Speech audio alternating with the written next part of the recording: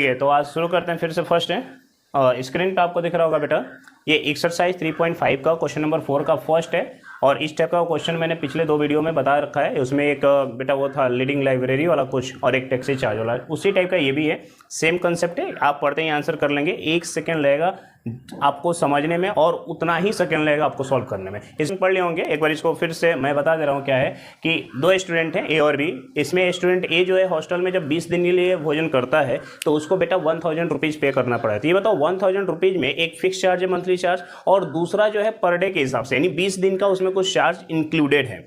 Same अगर एक और स्टूडेंट उसी मेस में रहता है और वो 26 दिन के लिए अगर भोजन करता है 26 डे के लिए, तो उसे 1180 रुपीज़ पे करना पड़ रहा है। तो एक बात बताओ बेटा, अगर 20 डे पे फिक्स चार्ज और पर डे के हिसाब से 1000 रुपीज़ पे कर रहा है स्टूडेंट ए, और स्टूडेंट बी अगर 26 डे पे बेटा 1180 रुपीज़ पे कर रहा है, तो आप एक बात बताओ, इससे यहाँ पे ये कितना दिन एक्स्ट्रा हुआ है, कितना दिन एक्स्ट्रा वो फूड लिया है? तो 6 डे एक्स्ट्रा फूड लिया है। 6 डे एक्स्ट्रा फूड में बेटा 180 रुपीज़ एक्स्ट्रा देना पड़ा है।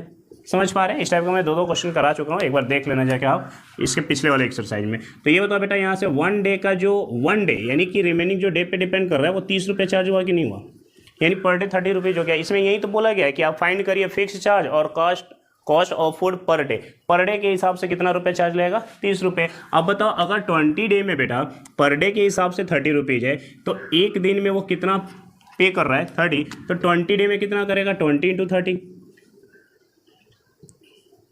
600 रुपया पे करना चाहिए पर डे के हिसाब, लेकिन पे कितना किया है, 1000 रुपीज़, यानी इस 1000 रुपीज़ में 400 रुपीज़ क्या है, फिक्स चार्ज है। ये तो आपको समझ में आ गया होगा। मैं ये तीसरा क्वेश्चन करा रहा हूँ अपनी इस सीरीज में। तो पहले वाले में मैंने करा रखा है टैक्सी वाला इसी कंसेप्ट पे, दूसरे वाले वीडियो में मैंने करा रखा है लीडिंग लाइब्रेरी वाला जो आपके एनसीईआरटी में, और तीसरा अगेन आपका 3.5 में चेहरा बदल सकता है बेटा, लेकिन उसकी जो कंसेप्ट है वो तो वही रहेगा। बात यही इतनी सी है कि अलग अलग तरीके से लिखे गए हैं क्वेश्चन, समझना आपको एक ही तरीके से, और यही आप समझ जाते हो तो और भी क्वेश्चन है जो आप समझ जाओगे कि कैसे करना है।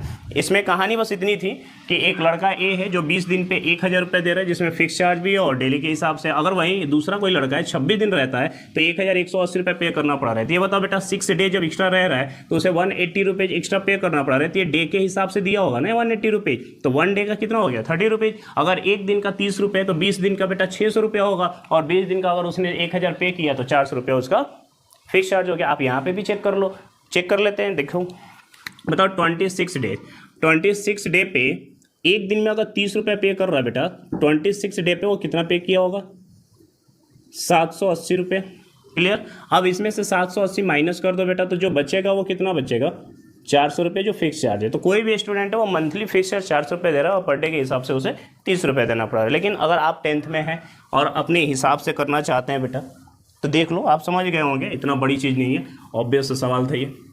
अगर हम इसको डबल वेरिएबल पे मान के करूँ तो हम लोग ये लिखेंगे लेट फिक्स्ड जो चार्ज है, fixed charge is equal to x, and daily charge जो है वो वाई मान लेते हैं।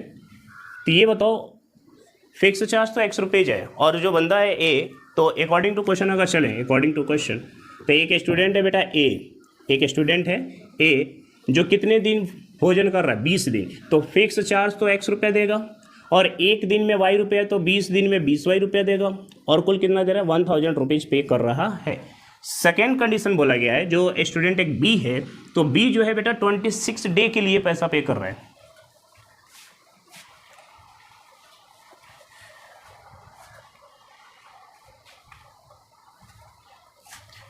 बी जो है बेटा 26 डे के लिए पे कर रहा है, तो 26 डे के लिए अगर भोजन कर रहा है तो एक दिन में अगर y रुपया लग रहा है चार्ज, डेली चार्ज, तो 26 पे 21, और ये जो बेटा आपका फिक्स चार्ज है, और वो 1180 रुपये पे कर रहा है। आपकी मर्जी, आप इसे इक्वेशन 1 और इक्वेशन 2 बनाइए और कोई भी अलजेब्रिक मेथड लगाइए। यानी कि आप अलजेब्रिक मेथड कोई भी लगाने का मतलब आप इसमें एलिमिनेशन लगा सकते हैं या फिर सब्स्टिट्यूशन लगा सकते हैं, और क्रॉस एलिमिनेशन तो हट ही गया, क्रॉस तो हट गया है। तो अगर मैं बेटा सेकेंड इक्वेशन में से फर्स्ट इक्वेशन को माइनस कर दूं तो ये से ये कैंसिल हो जाएगा, 26 में से 20 चला जाएगा तो 6y होगा। सोचने का बस एक नज़रिया बदल रहा हूँ। अगर आप ये आप कर पा रहे हैं तो y की वैल्यू यहाँ से आ जाएगी बेटा 30। यानी कि जो उसका डेली वेजेस पे जो खर्च लग रहा है वो कितना लग रहा है, 30 रुपये लग रहा है। ये आपके डबल वेरिएबल्स हो गए। बहुत ज़्यादा ये भी टफ नहीं है, लेकिन बस सोचना थोड़ा सा आपको आना चाहिए। मैं वही कर रहा हूँ और मुझे पूरा यकीन है कि इस तरीके से जो सॉल्यूशन हमने अभी बताया है वैसा आज तक ना तो आपके आसपास के कोई टीचर बताया होगा और ना ही आप यूट्यूब पे कहीं सीख पाएंगे। ये सिर्फ मैं इसलिए बता पा रहा हूँ क्योंकि मैंने कंपटीशन इसके पहले पढ़ाता था, तो वहाँ से आपको थोड़ा सा ये इन्हेंस कर रहा हूँ कि आप 10th में भी ऐसा सीख सकते हैं, 10th में भी ऐसा बना सकते हैं। और बेटा हर चैप्टर में मैं ऐसा बताऊँगा, आप लोग अगर मेरे वीडियो को पसंद कर रहे हैं, समझ पा रहे हैं, तो शेयर, सब्सक्राइब और लाइक ज़रूर किया करें। इसके बाद अगर y की वैल्यू हम किसी भी क्वेश्चन में रख दें तो x + 20 इंटू वाई की वैल्यू कितनी है बेटा 30, और ये हो जाएगा 1180। आप किसी में भी रख सकते हो, ये एक्चुअली हमने फर्स्ट में रखा है तो ये 1000 होगा। तो यहाँ से x बराबर हो जाएगा 1000 माइनस 600, तो जो फिक्स चार्ज है बेटा वो 400 रुपये आ गया। ये जैसा क्वेश्चन है। सेकेंड देख लेते हैं, आपके स्क्रीन पे दिख रहा होगा, पढ़ लो आप एक बार अच्छे से। क्वेश्चन में ये बोला गया है कि दो प्लेस ए और बी हैं, उनके बीच की दूरी 100 किलोमीटर है, और जब दो कार ए और बी से चलती हैं और सेम डायरेक्शन में चल रही हैं तो वो 1 घंटे के बाद मिलती हैं, और जब वो अपोजिट डायरेक्शन में चलती हैं तो 5 घंटे के बाद मिलती है। इस पूरे क्वेश्चन में बेटा रिलेटिव स्पीड का कॉन्सेप्ट लगने वाला है। एक बार आप पॉज करके पढ़ लो, कोई दिक्कत नहीं है, ठीक है। तो इस पूरे क्वेश्चन में रिलेटिव स्पीड लगना है। तो रिलेटिव स्पीड का ये जो कंसेप्ट है वो आया कहाँ से, इसका मैं डिस्कशन कर दे रहा हूँ। पहले आप ये समझ लो कि अगर दो गाड़ियाँ यहाँ पे हैं, ठीक है, और ये चल रहा है S1 स्पीड से, ये चल रहा है S2 स्पीड से, और सेम डायरेक्शन है। क्या है ये? Same direction. अगर ये सेम डायरेक्शन में चल रहे हैं तो इनका जो रिलेटिव स्पीड होगा वो हो जाएगा S1 माइनस S2, और अगर ये अपोजिट डायरेक्शन में चल रहे हैं तो इनका रिलेटिव स्पीड हो जाएगा S1 प्लस S2। लेकिन ये कहाँ से आया, कैसे आया, इसके बारे में डिस्कस करता हूँ। समझ में आ जाएगा तो ठीक बेटा, अदरवाइज कोई बड़ी बात नहीं है। आप याद रखिएगा कि दो गाड़ियाँ अगर एक ही टाइम पे चल रही हैं और उनके बीच सेम डायरेक्शन होगा तो रिलेटिव स्पीड यानी उन दोनों का कंबाइंड जो स्पीड होगा वो कितना होगा, S1 माइनस S2। और अगर उनके बीच अपोजिट डायरेक्शन में चल रहा होगा तो उनका कंबाइंड स्पीड कितना होगा, S1 प्लस S2। ये आया कहाँ से, मैं उसके बारे में बात करता हूँ, थोड़ा सा समझ लो एक बार। बहुत ईजी है ये, ऐसे समझिए। यहाँ पे समझ लो, मान लो शूटिंग चल रही है, ठीक। यहाँ पे बेचारे ये शक्ति कपूर है और यहाँ पे ये काजोल है, ऐसे मान लेते हैं। और ये शक्ति कपूर S1 स्पीड से भाग रहा है, काजोल S2 स्पीड से भाग रही है, पर कितना भागेगी वो पकड़ ही लेगा। शक्ति कपूर आगे चल के कहीं ना कहीं उसको पकड़ लेता है, ठीक। अगर मैं ये कहूँ कि इनके बीच की डिस्टेंस ऑलरेडी पता था, ये फिक्स है कि ये पता था कि ये दोनों कितनी दूरी पे हैं और एक ही टाइम पे चलना शुरू किए हैं, तो ऑब्वियस सी बात है अगर शक्ति कपूर पकड़ता है तो उसकी स्पीड ज़्यादा होगी किससे, काजोल से। इतनी बात समझ में। तो आप बताओ यहाँ पे बेटा, ये जो शक्ति कपूर है और ये काजोल है, क्या अपोजिट डायरेक्शन में जा रहे हैं या सेम डायरेक्शन में जा रहे हैं? तो अपोजिट डायरेक्शन में जा रहे हैं। तो अपोजिट डायरेक्शन में अगर चल रहे हैं तो इनके बीच की कहानी क्या होगी उसको मैं बताने की कोशिश कर रहा हूँ। समझ जाओगे तो अच्छी बात है।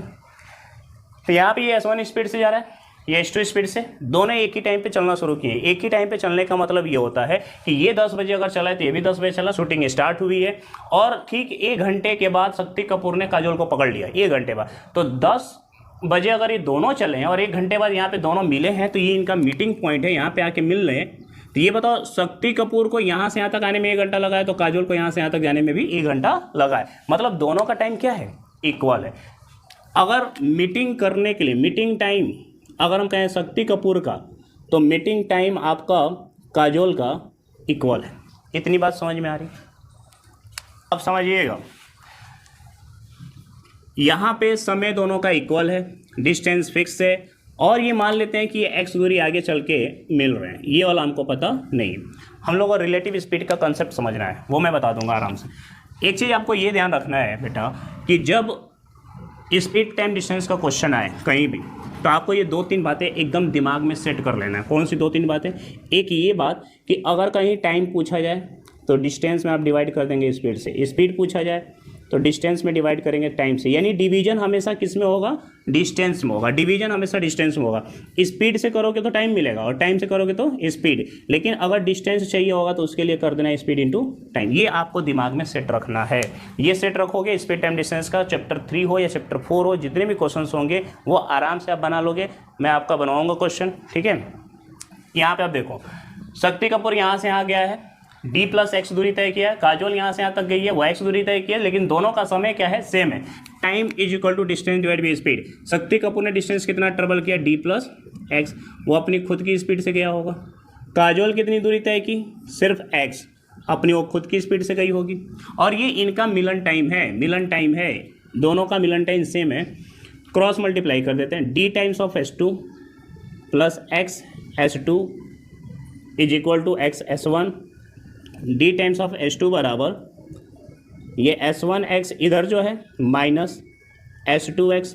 यहाँ से बेटा अगर हम x कॉमन करेंगे तो S1 माइनस S2 हो जाएगा इंटू एक्स, और ये हो जाएगा डी टाइम्स ऑफ S2। तो यहाँ से बेटा x क्या हो जाएगा, D times of S2 divide by S1 minus S2। ये x की वैल्यू है जो अननोन वैल्यू थी हमारे पास, x y d, और ये वैल्यू हमें पता चल गई। अब बताओ अगर हमें टाइम निकालना है तो इन दोनों में कहीं भी x की वैल्यू रख दो, चाहे आप इसमें रखो या इसमें रखो, दोनों टाइम इक्वल है। हम x इसमें रख देते हैं। x की वैल्यू कितनी आई है, x की वैल्यू है D S2 divide by S1 minus S2, और नीचे ऑलरेडी इसमें S2 है, S2 से S2 कैंसिल। मिलन टाइम बेटा इनका आ गया, मिलन टाइम, इनके बीच की दूरी divide by relative speed S1 minus S2। मैं यही बताने की कोशिश कर रहा था कि जब दो लोग अपोजिट डायरेक्शन में चलें, अगर दो लोग सेम डायरेक्शन में चले, अपोजिट नहीं है यहाँ पे बेटा, देखो गड़बड़ा गया है, ये अपोजिट नहीं है, सेम डायरेक्शन है।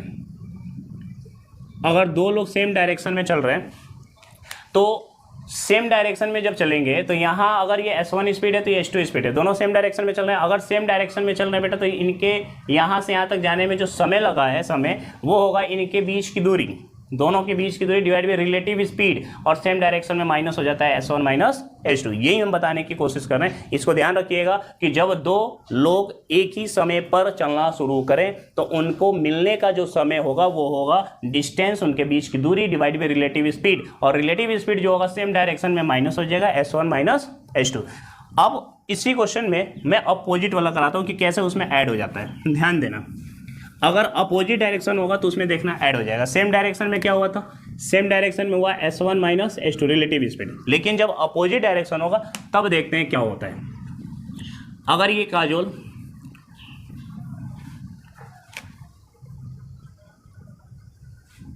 S2 स्पीड से, अब शाहरुख खान कर लेते हैं इसको, भाई शक्ति कपूर नहीं है वो, अब शाहरुख खान है, S2 स्पीड से शाहरुख खान की तरफ आ रही है अपोजिट में, तब भी मिलेंगे लोग, सेम टाइम पे चल रहे हैं, सेम टाइम पे मिलेंगे, लेकिन स्पीड अलग अलग होने की वजह से डिस्टेंस अलग अलग होगा। मान लेते हैं शक्ति कपूर ने x किलोमीटर तय किया, तो यहाँ आके अगर इनका मिलन हुआ होगा तो काजोल जो है वो d माइनस एक्स किलोमीटर की दूरी तय की होगी। टोटल डिस्टेंस में से अगर x किलोमीटर शक्ति कपूर ने तय किया है तो Kajol d minus x kilometre तय की होगी, और दोनों का अगेन टाइम सेम होगा। तो टाइम बराबर टाइम शक्ति कपूर का कहें या फिर टाइम काजोल का कहें बराबर होगा, तो time equal to distance divide by speed. Distance बेटा कितना है, डिस्टेंस है यहाँ से x और इसका स्पीड है S1।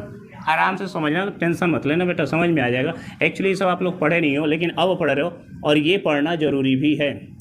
और यहाँ से जो टाइम निकालोगे, time again distance divide by speed, distance है d माइनस एक्स बटे उसकी स्पीड S2, क्रॉस मल्टीप्लाई कर दोगे तो S2x equal to D times of S1 minus S1x, ये उधर जाएगा तो S2 प्लस S1 x बेटा कॉमन हो जाएगा, is equal to D times of S1 x, यहाँ से आ जाएगा D times of S1 divide by S1 plus S2। देखो यहाँ पे ऐड हो रहा है कि नहीं हो रहा है, यहाँ पे क्या हो रहा है, स्पीड का एडिशन हो रहा है। अपोजिट डायरेक्शन होगा तो स्पीड जुड़ जाएगा। अब इनका मिलन टाइम देख लेते हैं, तो टाइम इज इक्वल टू कोई भी डिस्टेंस ले लो, ये वाला डिस्टेंस ले लेते हैं x, तो x की जगह रख दे रहे हैं D times of S1 divide by S1 plus S2।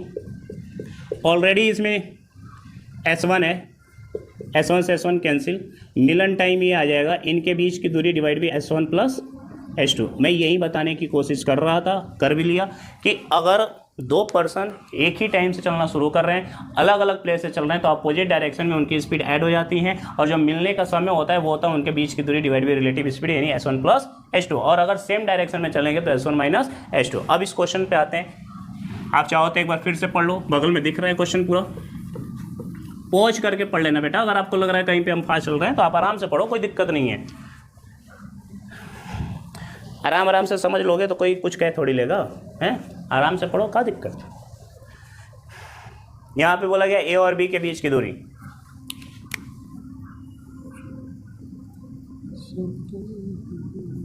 ए और बी इनके बीच की दूरी बेटा 100 किलोमीटर है।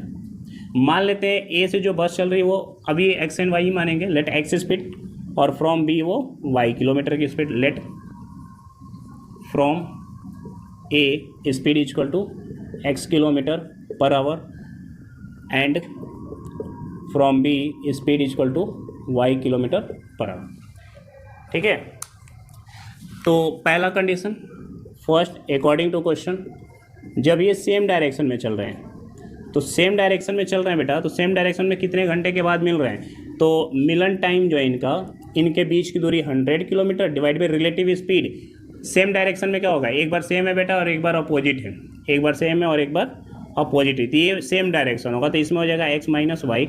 और सेम डायरेक्शन में कितने घंटा समय लग रहा है, 5 घंटा, तो 5 बराबर हो जाएगा 100 divide by x minus y. तो यहाँ से बन जाएगा x minus y equal to 5 से डिवाइड कर दोगे 20। एक इक्वेशन ये बन गया, समझ में आ रहा है। दूसरा कंडीशन बोला गया अपोजिट में, ये अभी बताएं आपको पूरा डिटेल में कि अपोजिट में क्या होगा। तो अपोजिट में मिलने का टाइम का जो मिलन है बेटा उसमें हो जाएगा इनके बीच की दूरी डिवाइड बाई रिलेटिव स्पीड, यानी कि इन दोनों की स्पीड का सम। तो यहाँ से टाइम कितना है, यहाँ से जो टाइम है वो है शायद 1 घंटा। आप एक बार क्वेश्चन में फिर से देख लो, टाइम 1 घंटा है, 1 घंटे में ये मिल जा रहा है। तो यहाँ से हो जाएगा x plus y is equal to 100। अब बताओ इन दोनों इक्वेशन को सॉल्व करना ईजी है कि नहीं, समझ पा रही।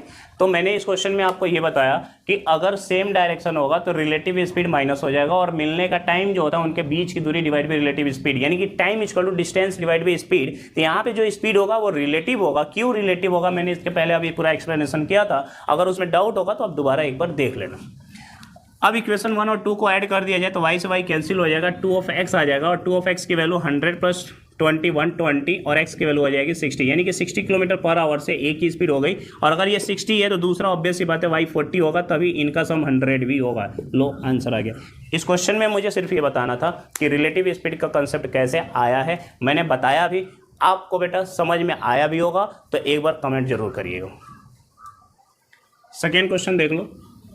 सेकेंड में जो ये बोला गया है फ्रैक्शन वाला, तो अगेन मैंने फ्रैक्शन का क्वेश्चन कराया, ऐसा तो है नहीं कि पिछले वाले एक्सरसाइज में नहीं था, और उसमें भी बताया था कि आपको एग्जाम में कहीं आता है तो डायरेक्टली एक्स एंड वाई मानने की जरूरत नहीं, आप डायरेक्ट ऑप्शन से भी कर सकते हो। लेकिन अगर यहाँ पे एक फ्रैक्शन है जो 1/3 हो जाता है, जब उसमें एक सब्ट्रैक्ट किया जाता है from the numerator, 1 is subtracted from the numerator and it becomes 1/4 when 1 added to its denominator। तो लेट द फ्रैक्शन, आप सीधे फ्रैक्शन ही लेट कर लीजिए, let the fraction is x by y. बेटा x बाई वाई का मतलब ये होगा कि x आपका न्यूमरेटर है और y आपका डिनोमिनेटर है, ऊपर वाला न्यूमरेटर नीचे वाला डिनोमिनेटर। अकॉर्डिंग टू क्वेश्चन पे आते हैं सीधे। अकॉर्डिंग टू क्वेश्चन क्या कह रहा है ये, क्वेश्चन में ये बोला गया है कि अ फ्रैक्शन बिकम्स 1/3, ये फ्रैक्शन 1/3 हो जाता है जब 1 is subtracted from the numerator. अगर आप इसके न्यूमरेटर से 1 घटा देते हैं तो ये जो फ्रैक्शन है ये 1/3 हो जाता है।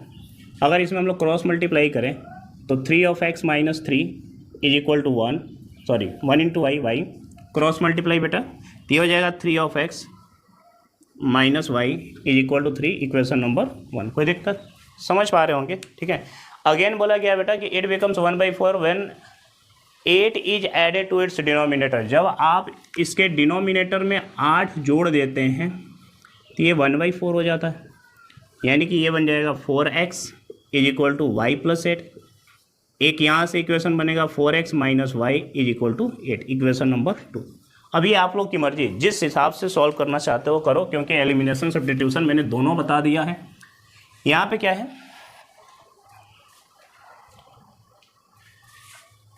कि अगर मैं इक्वेशन 1 और 2, 1 में से 2 को माइनस कर दूं, देखो वाई वाला सेम है, या फिर 2 में से 1 को माइनस करिए, तो मैं ये कर रहा हूँ equation second minus equation first. 4 में से 3 चला जाएगा, 4 में से 3 जाएगा x, माइनस वाई से माइनस वाई कैंसिल, 8 में से 3 जाएगा तो 5, x बराबर आ गया 5। Put the value of x in, put x in equation 1। अगर आप इस इक्वेशन 1 में x की वैल्यू रखते हैं तो हो जाएगा बेटा ये, इसको मिटा दे रहे हैं, आप लोग लिख लेना, लिखे होंगे या फिर आप स्क्रीनशॉट भी ले रहे होंगे, तो कोई दिक्कत नहीं है। तो फर्स्ट तो सेकेंड में रखना पड़ेगा, हमने तो फर्स्ट मिटा दी। सेकेंड यहाँ पे 4x किसी में भी रख सकते हो बेटा, कोई दिक्कत नहीं है। x की value 5, 20 minus y is equal to 8, y इधर आएगा तो प्लस और 8 उधर जाएगा तो 12। यानी कि वो जो फ्रैक्शन होगा जो हमें चाहिए, क्या होगा, क्या होगा वो फ्रैक्शन, x बाई वाई था, x की वैल्यू 5, y की वैल्यू 12। अब बेटा क्या करना है ना, मान लो कहीं ऑब्जेक्टिव में पूछता है ये क्वेश्चन, तो आपको ये x y मानने की ज़रूरत नहीं है। आपको क्या करना है, इस ऑप्शन को उठाना है, ऑप्शन में ऐसे लिखे होंगे, ठीक है, तो वहाँ से ऑप्शन उठाओ और जो कंडीशंस बोला गया है, जो कहानी बोली गई उसको कर लो। जैसे देखो 8 अगर जोड़ेंगे इसमें तो 12 और 8 20 हो जाएगा बेटा, 5 से 4 बार में चला जाएगा 1/4। अगर ऊपर 1 ऐड करते हैं पहले वाले कंडीशन के हिसाब से तो 6/12, यानी कि ये 1 सब्ट्रैक्ट करेंगे तो 4/12 यानी 1/3 होगा। तो ये बहुत बड़ी बात नहीं थी, आप इसको देख लीजिए, ये अच्छा क्वेश्चन है, एक बार इसको रीड कर लो। बहुत सारे बच्चों को ये लैंग्वेज के क्वेश्चन बनाने में दिक्कत होती है, उसका सिर्फ वजह ये है कि वो अच्छे से पढ़ते नहीं हैं। पढ़ने का मतलब क्वेश्चन को रीड नहीं करते अच्छे से। तो कोशिश ये आप रखिए कि अगर कोई भी टीचर या हमारे वीडियो को देख रहा है तो वो अपने स्टूडेंट को मोटिवेट करे और बताए कि ये ज़रूरी है उसके लिए कि आप अपने माइंड को मैथमेटिक्स में थोड़ा सा इन्हेंस करो। ठीक, चलो देख लो आप यहाँ पे, yes score 40 marks in a test. Yes जो है एक टेस्ट में 40 मार्क्स ऐड कर रहा है, getting 3 marks for each right answer and losing 1 marks for each wrong. 40 marks उसने ऑब्टेन तो किया है, लेकिन 3 मार्क्स मिल रहा है बेटा जब वो अच्छा क्वेश्चन कर रहा है, यानी कि जब सही कर रहा है, और 1 नंबर काट लिए जा रहे हैं जब वो गलत कर रहा है। लेकिन कुल कितने क्वेश्चन कर रहा है इसके बारे में कोई आइडिया नहीं है, पर इतना बोला गया है कि 3 पॉजिटिव मार्क्स दिए जा रहे हैं, अगर एक सही हो रहा है तो, और एक गलत हो रहा है तो फिर 1 नंबर काट लिए जा रहे हैं। अगर इसके अलावा एक और कंडीशन है, यदि उसे 4 मार्क्स सही क्वेश्चंस के लिए दिए जाते और गलत क्वेश्चन के लिए 2 मार्क्स काट लिए जाते, तब उसे कुल 50 मार्क्स मिलता, 50 marks. How many questions were there in the test. तो कुल कितने क्वेश्चंस हैं टेस्ट में, तो कुल कितने क्वेश्चंस हैं ये तो पता नहीं है, लेकिन उनमें से कुछ गलत कर रहा है और कुछ सही कर रहा है। अगर वो सही कर रहा है तो 3 नंबर दिए जा रहे हैं, गलत कर रहा है तो 1 नंबर काट लिए जा रहे हैं, तब उसे ओवरऑल 40 मार्क्स मिल रहा है। लेकिन अगर वो 4 सही क्वेश्चन पे 4 मार्क्स देने के लिए 4 मार्क्स दिया जाए और गलत पे 1 नंबर 2 नंबर काटा जाए, तब उसे 50 मार्क्स मिल रहा है। तो अगर मैं इसे एक्स एंड वाई से बनाऊँ बेटा, तो let number of right question is x and number of RIGHT होता है शायद, और wrong question is y। According to question हम लोग चलते हैं। अकॉर्डिंग टू क्वेश्चन में सबसे पहले क्या बोला गया है,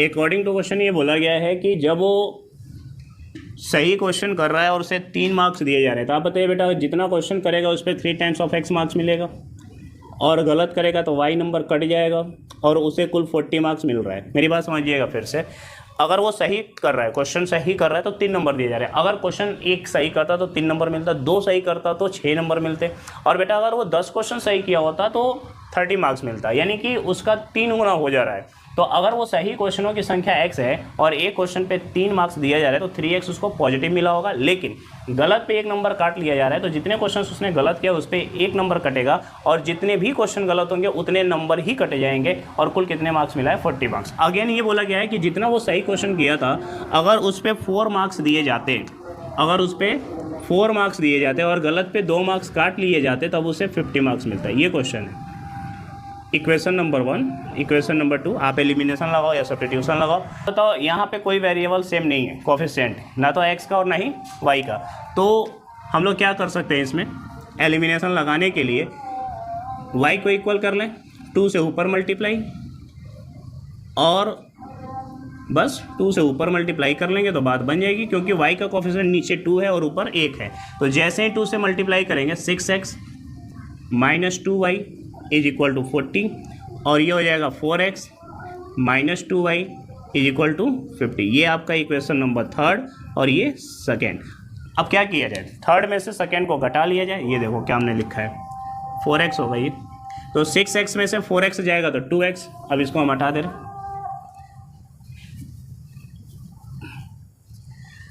6x में से 4x जाएगा तो 2x। आप यहाँ लिख सकते हो इक्वेशन 3 माइनस सेकेंड। इसमें से इसको घटाओगे बेटा ये कैंसिल, और 80 में से 50 जाएगा तो 30, तो क्वेश्चन जो सही किया था उसकी संख्या 15 है। इसकी वैल्यू आप किसी भी इक्वेशन में रख दो, फर्स्ट में ही रख लेते हैं। 3 times of 15 minus y is equal to 40, 45 minus y is equal to 40, y is equal to 45 minus 40 यानी 5। जो रॉन्ग क्वेश्चन किया है वो 5 है और जो राइट क्वेश्चन किया है वो 15 है, यानी टोटल कितने क्वेश्चंस किए थे उसने 20। एक लास्ट क्वेश्चन है एरिया का, ये भी देख लेते हैं। मेंसुरेशन बेस्ड क्वेश्चन भी है, ये भी बहुत खतरनाक होता है। मेंसुरेशन में आपका लॉजिक कम, दिमाग ज़्यादा लगता है। मेंसुरेशन का जितना भी क्वेश्चन होगा बेटा, उसको अगर आप अच्छे से रीड करते हैं और बेसिक चीज़ों के बारे में आप समझ गए होंगे और या समझ रखते होंगे तो आप आराम से क्वेश्चन बनाओगे। तो यहाँ पे देख लो क्या कह रहा है। There are the area of rectangles gets reduce by 9 square unit. एक रेक्टेंगल है, उसका एरिया, तो रेक्टेंगल कैसा होता है सबको पता है, बच्चे को पता है कि उसमें एक लेंथ होता है और एक ब्रेथ होती है, और इसका जो एरिया होता है वो होता है लेंथ इनटू ब्रेथ, ये होता है। तो हम लोग सवाल पे चलेंगे कि क्या कह रहा है। क्वेश्चन ये बोल रहा है कि the area of rectangle gets reduce by 9 square unit if its length is decrease by 5 and breadth is increase by 3। Breadth और लेंथ में कुछ कहानी चल रही है। लेट लेंथ बराबर x और ब्रेथ बराबर y।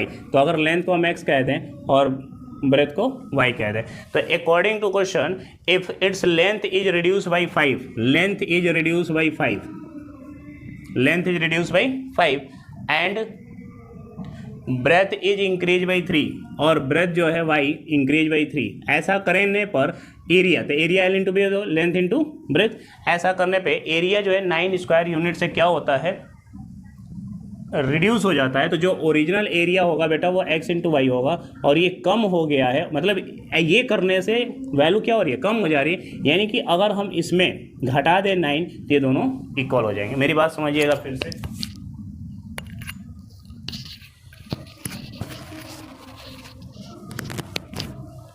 इसमें ये बोला गया है कि इसका x और ये y है, तो एरिया जो होगा length into breadth x into y होगा, ओरिजिनल होगा। जब आप लेंथ में कमी कर रहे हैं और ब्रेथ में इंक्रीमेंट कर रहे हैं तो ओरिजिनल एरिया से ये एरिया जो है वो 9 स्क्वायर यूनिट कम हो जा रही है, यानी ये कम है ओरिजिनल x एंड y से। तो अब तो x एंड y में ही 9 कम कर देंगे तो दोनों बराबर हो जाएगा, या फिर ये कम था तो इसमें 9 ऐड कर देते तो इक्वल हो जाता। सेकेंड, अब यहाँ पर हम लोग क्या कर सकते हैं, मल्टीप्लाई करेंगे तो xy माइनस 5y, या फिर x into 3x minus 5y minus 15 बराबर xy माइनस 9। बेसिक कंसेप्ट से ये बन जाएगा सवाल। 3x minus 5y is equal to 15 and 15 plus का होगा बेटा, और ये 9 यानी 6। ये इक्वेशन नंबर 1। कोई दिक्कत? तो ये मेंसुरेशन के जो क्वेश्चंस होते हैं बेटा वो बिल्कुल बेसिक से ही बनते हैं, एरिया से ही बनते हैं, या अदरवाइज फिर ये भी ऑप्शन से बनेगा, पर यहाँ ऑप्शन तो है नहीं। फिर ये कह रहा है कि आगे condition if we increase the length by 3 unit, अगर हम लोग लेंथ को 3 यूनिट से इंक्रीज कर दें, लेंथ को 3 यूनिट से इंक्रीज कर दें, and breadth increase by 60 and breadth increase by 2 units, ये भी इंक्रीज हो रहा है। तो ये बताओ ये एरिया ज़्यादा होगा कि नहीं एक्स एंड वाई से? ऑब्वियस सी बात है ये वाला एरिया ज़्यादा होगा, तो इसमें हम कुछ ऐड करेंगे ओरिजिनल वाले में तभी नए वाले एरिया के बराबर होगा। तो वो कितना हो जा रहा है 67। खत्म सवाल। मल्टीप्लाई कर लीजिए, ये ब्रेथ है y, x into y plus 2x plus 3y plus 6 बराबर x y plus 67। X y से एक्स वाई कैंसिल, ये हो जाएगा बेटा 2x plus 3y is equal to 61। Equation number 2। तो मुझे पूरा यकीन है कि आप लोग एलिमिनेशन लगा लोगे। x में इस पूरे इक्वेशन में 2 से मल्टीप्लाई और इस वाले इक्वेशन में 3 से मल्टीप्लाई, और उसके बाद x एंड y की वैल्यू आप निकाल सकते हैं। मैं इस क्वेश्चन में सिर्फ ये बता रहा था कि अगर एक रेक्टेंगल है तो उसका एरिया होता है लेंथ इंटू ब्रेथ, और लेंथ x है और ब्रेथ y है तो ओरिजिनल x इंटू वाई होगा। लेकिन जब ये कंडीशन बोला गया है तो ओरिजिनल से ये कम हो गया है, तो ओरिजिनल में कम कर दो इक्वल हो जाएगा। दूसरा कंडीशन ये किया ओरिजिनल से ज़्यादा हो गया तो ओरिजिनल वाले में जोड़ दो वो इक्वल हो जाएगा, और यहाँ से आप इक्वेशन बना सकते हैं। तो मैं ये मान लूँ बेटा कि आपको अच्छे से ये समझ में आया है, और अगर अच्छे से आया बेटा तो आप ईमानदारी से इस वीडियो को शेयर करिए, वॉच करिए, सब्सक्राइब करिए और पढ़ते रहिए, ये सबसे ज़्यादा ज़रूरी है, और अपने दिमाग का जो लेवल है उसे इंक्रीज करते रहिए। चलिए, थैंक यू, धन्यवाद।